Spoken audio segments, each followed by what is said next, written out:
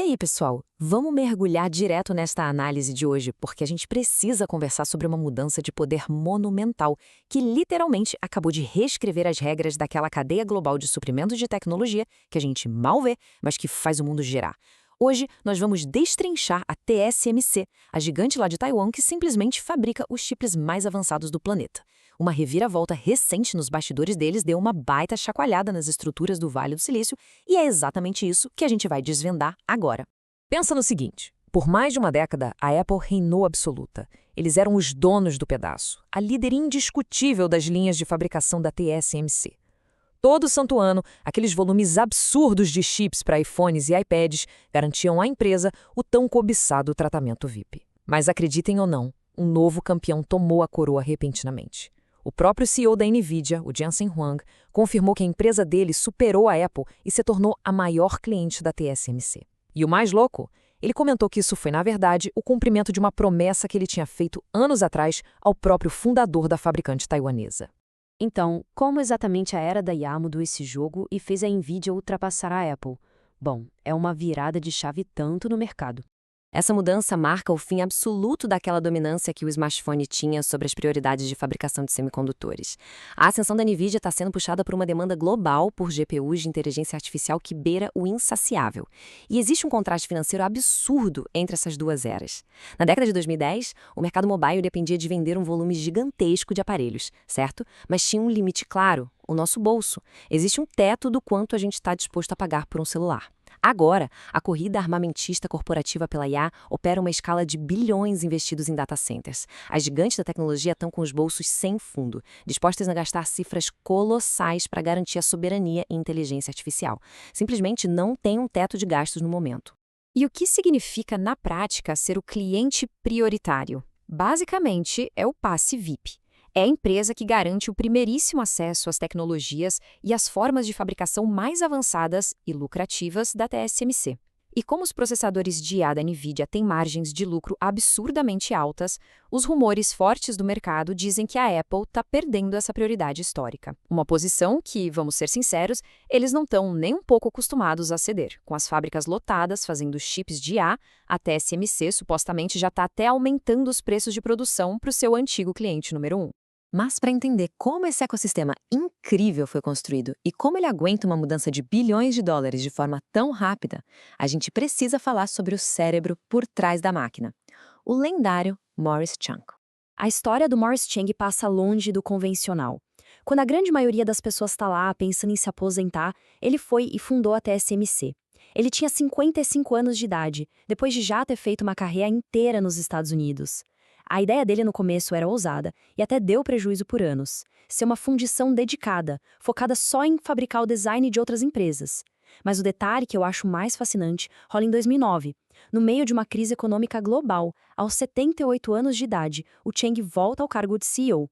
Ele faz uma aposta super visionária no mercado de smartphones que estava nascendo, garante aquele contrato colossal com a Apple em 2011 e prepara todo o terreno industrial que hoje faz da TSMC o coração da revolução da IA.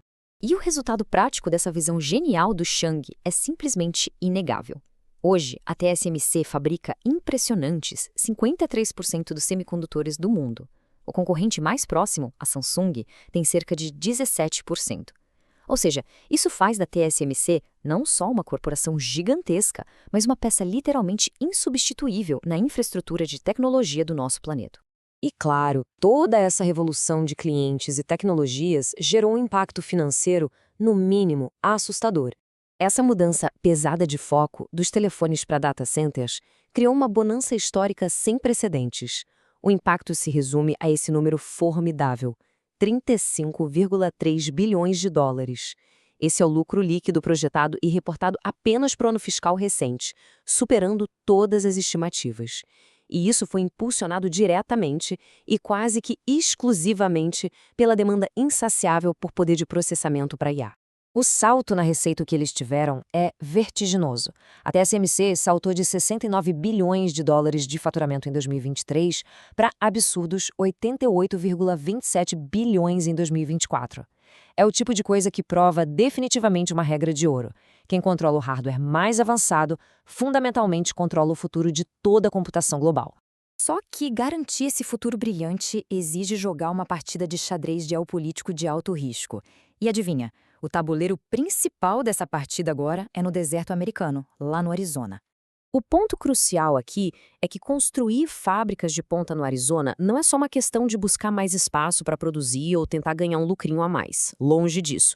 É um movimento intensamente calculado para mitigar riscos globais de fornecimento. O objetivo principal é blindar a cadeia de suprimentos contra aquelas crescentes tensões internacionais envolvendo Taiwan e a China e, claro, criar uma redundância geográfica super necessária.